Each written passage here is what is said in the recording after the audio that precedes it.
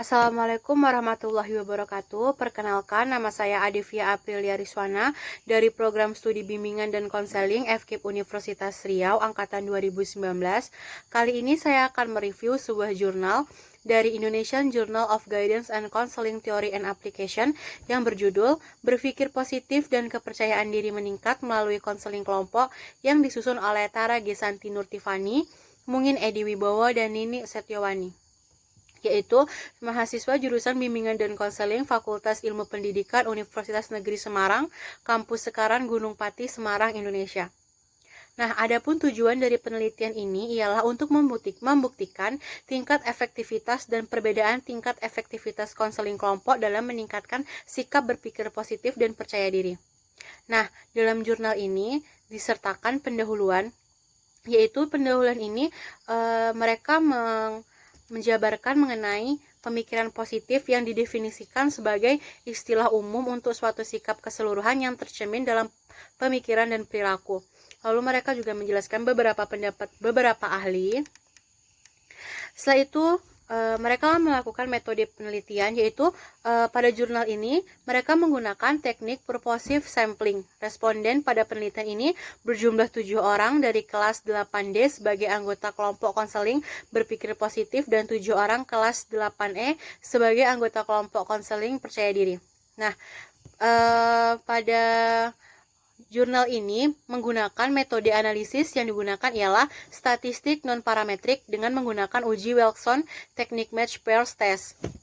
Nah, sedangkan independent sample test digunakan untuk mengetahui perbedaan antara keefektifan konseling kelompok untuk meningkatkan sikap berpikir positif dan percaya diri.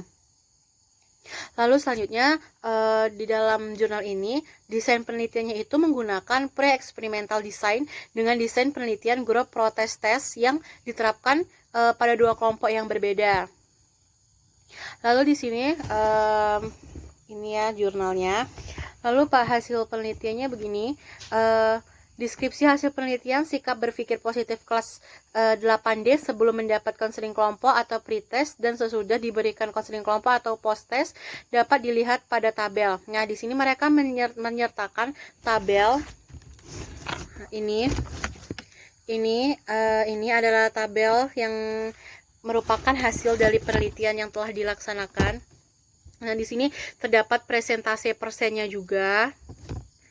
Lalu ini indikator-indikatornya. Di dalam tabel tersebut terdapat indikator, persentil poin, kriteria, dan peningkatan. Nah, di peningkatan itu mereka menyertakan berapa persen nih peningkatan yang dialami oleh siswa ketika sudah melakukan sesi konseling kelompok. Selanjutnya ialah lalu mereka membahas mengenai bagaimana meningkatkan kepercayaan diri dengan melakukan konseling kelompok. Nah, Wibowo ini mereka merupakan pendapat salah satu ahli yang mengatakan bahwa konseling kelompok memberikan kesempatan bagi individu untuk menyampaikan keluhan, perasaan konfliknya, melepas keraguan-keraguan pada diri, dan pada kenyataan mereka akan lebih senang membagi keluhan-keluhan pada teman seusianya, sehingga memungkinkan nih terjadinya hubungan yang hangat, akrab, terbuka, dan saling menerima dan memperluas wawasan dan pengetahuan. Lalu setelah mereka menjelaskan ya, tadi itu dijelaskan dengan secara rinci. Terus kesimpulan. Nah, kesimpulannya ini yaitu berdasarkan hasil penelitian untuk meningkatkan sikap berpikir positif percaya diri siswa SMPN 34 Semarang melalui konseling kelompok dapat disimpulkan bahwa sikap berpikir positif siswa sebelum mendapat konseling kelompok termasuk dalam kriteria sedang. Namun, sesudah mendapat konseling kelompok meningkat menjadi tinggi. Kepercayaan diri siswa sebelum mendapat konseling kelompok termasuk dalam kriteria sedang. Namun, sesudah mendapat konseling kelompok meningkat menjadi tinggi. Nah, di sini juga mereka menyertakan daftar pustaka, di mana daftar pustaka ini merupakan sumber-sumber yang mereka dapat untuk membuat pembahasan di penelitian ini. Menurut saya jurnal penelitian ini bagus karena dijelaskan dengan secara terperinci dengan bahasa yang mudah dimengerti dan dengan presentasi yang bagus. Sekian review jurnal kali ini. Maaf apabila ada kesalahan. Akhirul kata wabillahi taufiq wal hidayah. Wassalamualaikum warahmatullahi wabarakatuh.